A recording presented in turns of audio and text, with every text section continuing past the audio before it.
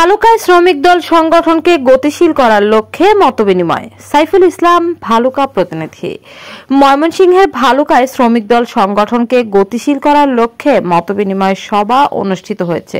শুক্রবার বিকেলে উপজেলা বিরুনিয়া ইউনিয়ন ২ নং ওয়ার্ডের শ্রমিক দল আয়োজনে বিরুনিয়া গোয়ারি মধ্যপাড়া এলাকায় শ্রমিক দল সংগঠনকে গতিশীল করার লক্ষ্যে মতবিনিময় সভা অনুষ্ঠিত হয়।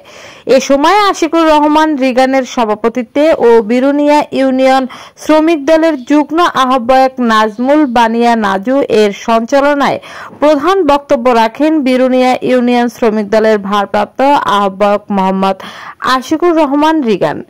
বিশেষ অতিথি হিসেবে উপস্থিত ছিলেন বিরুনিয়া ইউনিয়ন শ্রমিক দলের যুগ্ম আহ্বায়ক মোহাম্মদ এনামুল হক।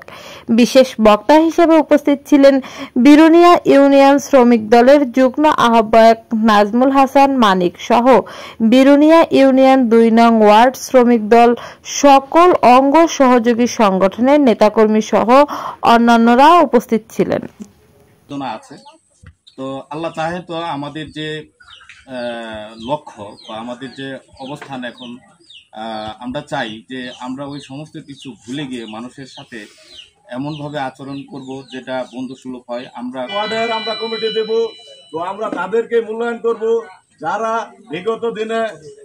বিগত দিনে দূর সময়ে মিটিং মিছিল প্রোগ্রামে অ্যাটেন্ড হয়েছে এবং এলাকার যারা সিনিয়র নেতৃবৃন্দ আছে তাদের সাথে সমন্বয় করে আমরা ওদেরকে কমিটি দেব। দৈনিক বর্তমান সংবাদ, সত্য প্রকাশে অদম্য। সবার আগে সব খবর পেতে ভিজিট করুন www.দৈনিকবর্তমানসংবাদ.com।